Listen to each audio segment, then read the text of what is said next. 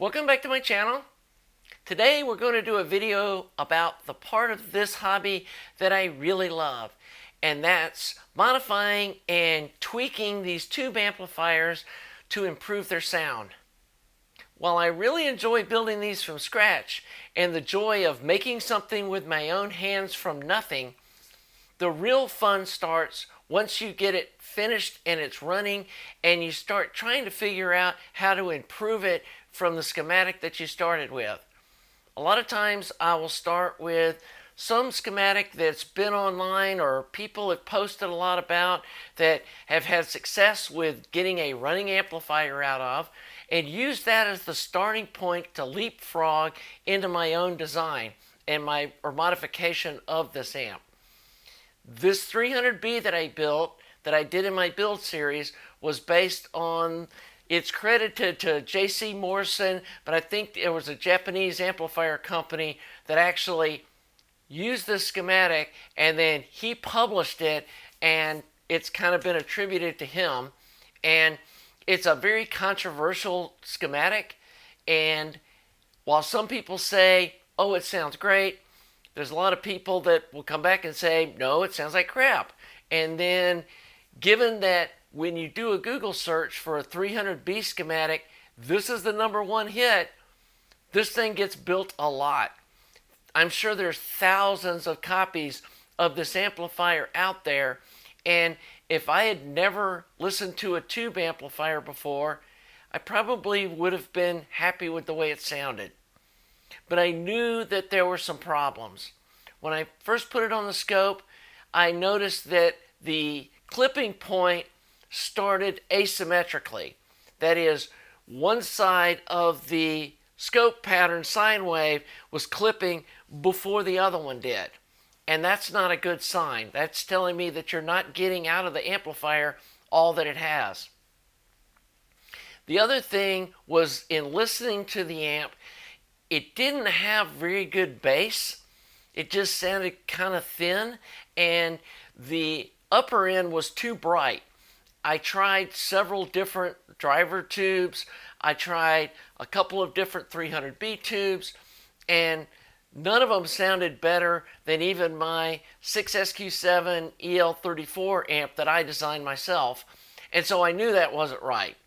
People wouldn't be all hyped up about these 300B tubes if they didn't sound at least as good as a JJ EL34 does. And so I knew I needed to go back to the drawing board. And so I put this thing on the scope on its side so I could probe the insides of it, and started checking the scope patterns at the grid of the 300B tube, and realized that this clipping, this asymmetrical clipping, was coming out of the driver. I've seen this before, specifically on the little Noob Sound 6P1 amp that I did a video series on how to modify and improve it. And I decided to try a similar solution to this amplifier that I did on the Noob Sound 6P1.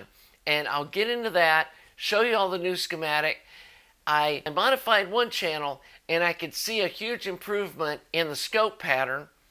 And so I went ahead and modified both channels, hooked it up to my system, and listened to it for a few hours, and it sounds exponentially better. It did lower the input sensitivity, and to really drive this amp to full power now, it needs a preamp, which I'm not surprised. But I also know that with my system, with my RP600M speakers in my fairly small listening space that I have, that I'll never turn this thing up to full volume with the input sensitivity that it has. At 3/4 volume is louder than I typically listen to music. So I think I'm going to be happy with it just like it is. I may do some further tuning to try to improve the input sensitivity to see if I can get full drive out of it at a lower input level, but that's for another video. So let's dive into looking at the scope patterns before and after.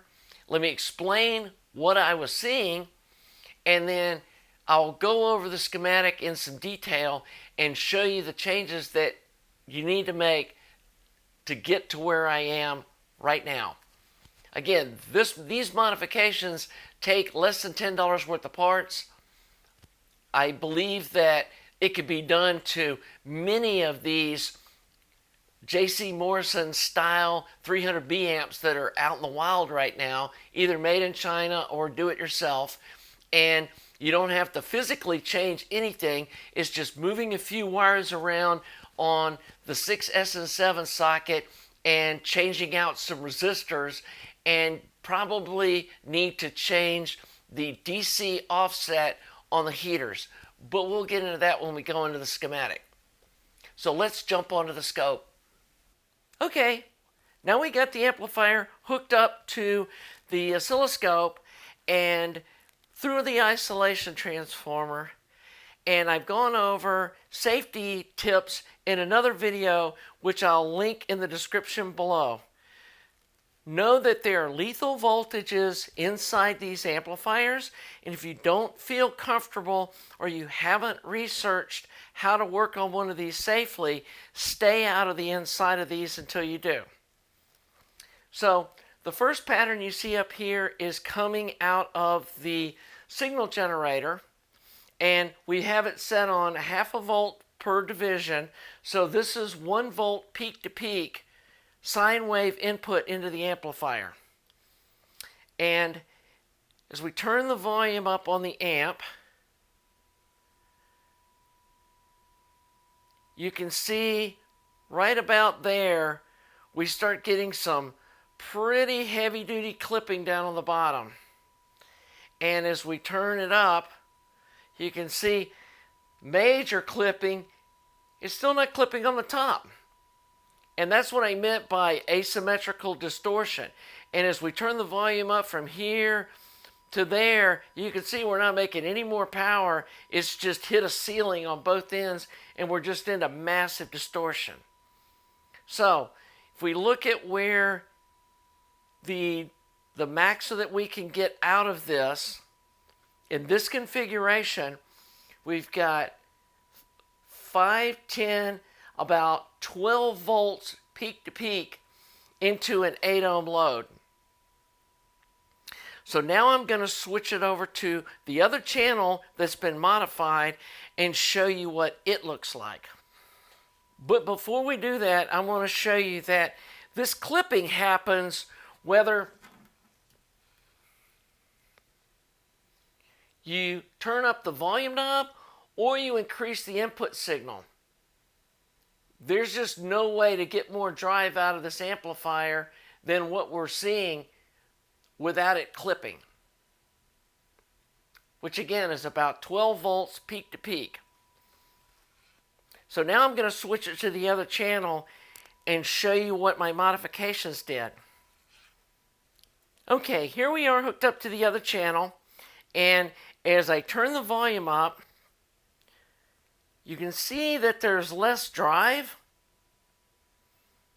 but at full volume with a 1 volt in, we're getting about 8 volts peak to peak with no distortion.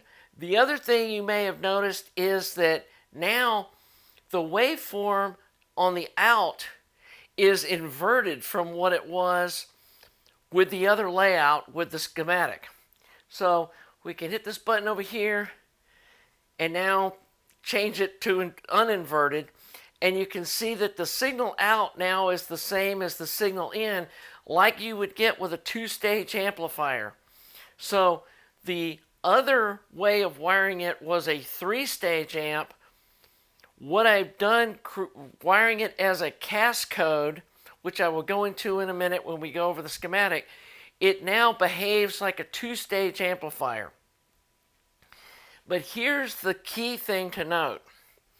When we turn up the input signal, we're not seeing that clipping like we were.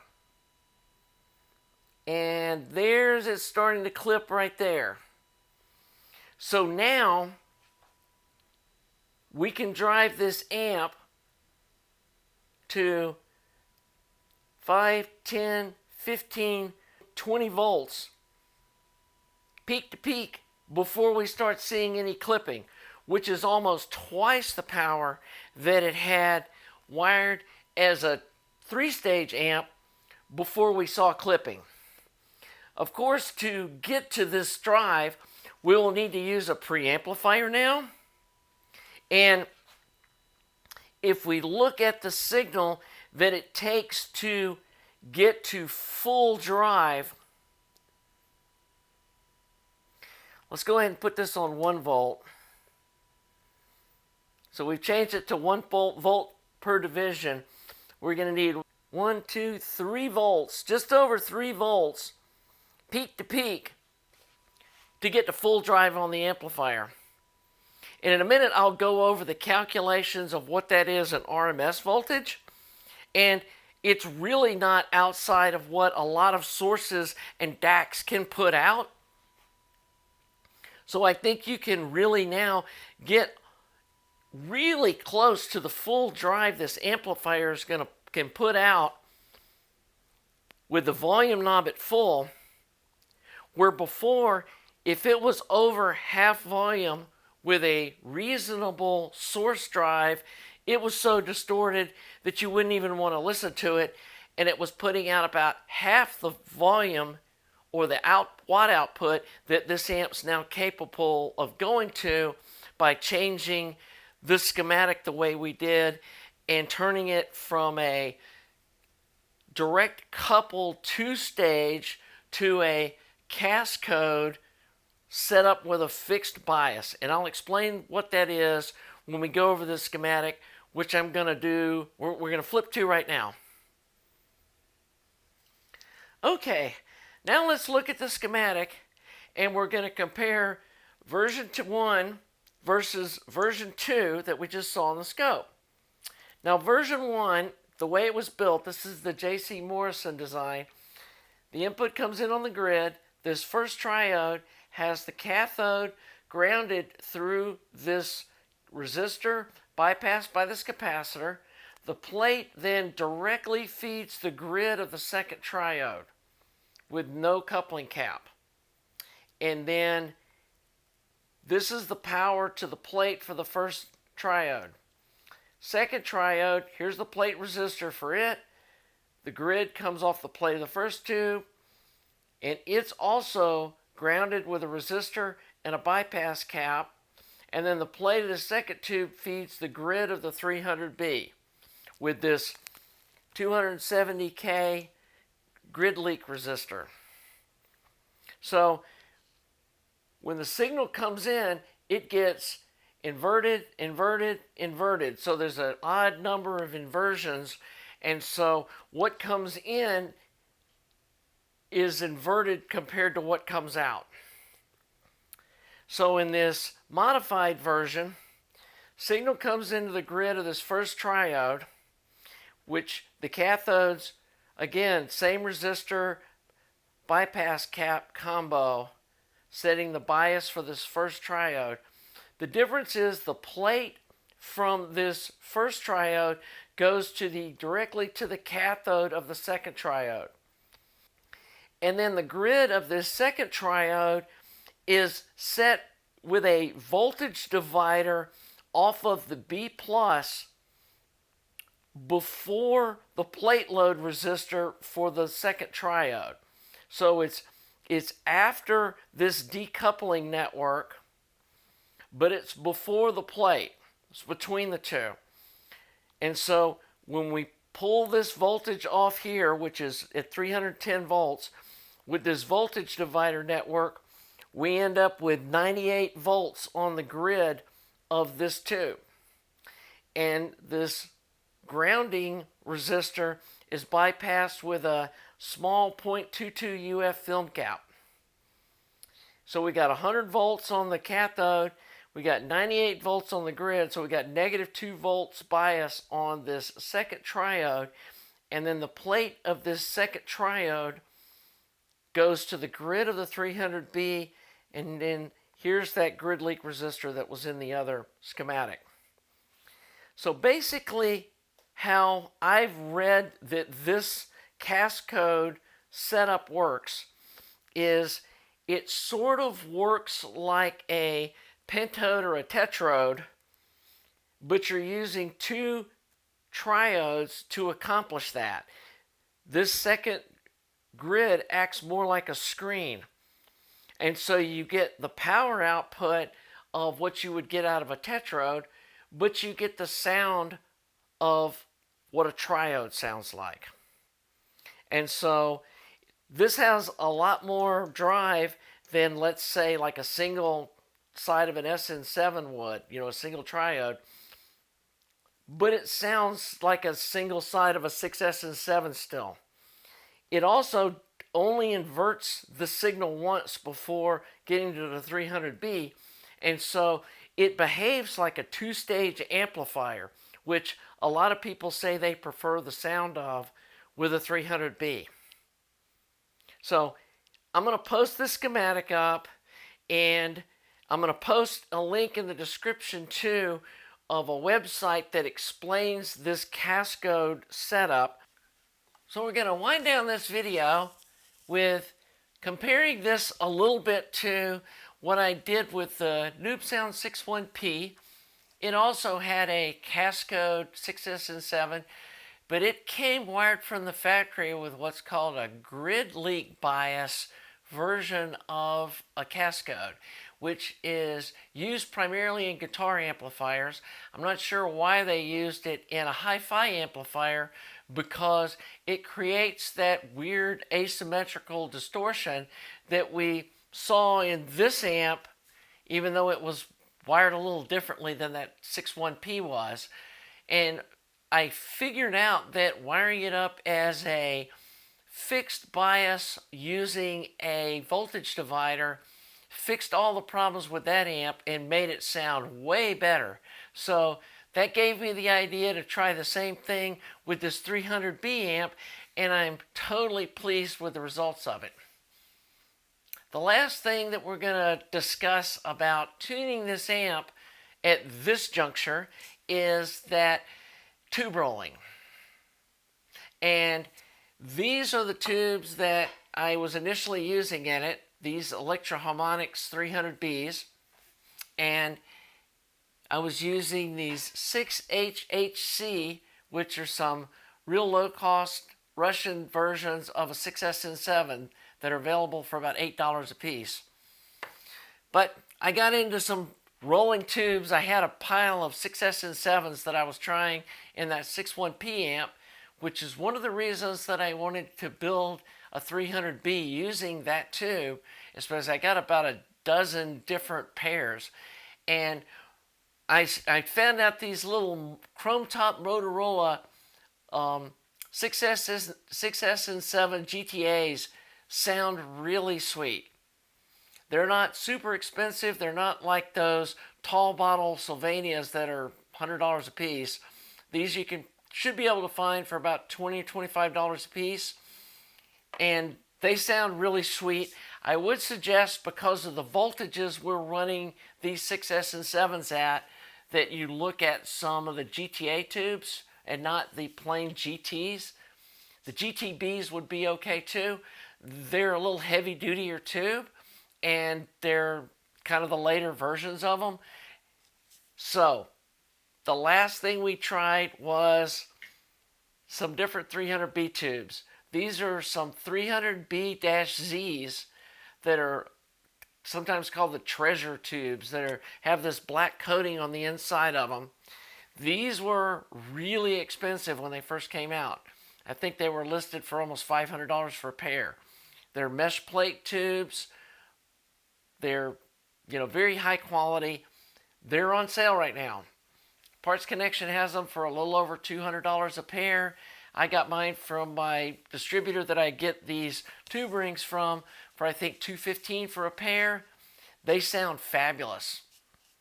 If I was building one of these amps from scratch, I would skip the Electro-Harmonix tubes and jump on a pair of these while they're on sale. Even if you're planning on building building one of these amps in the future, I would jump on some of these tubes now while they're on sale.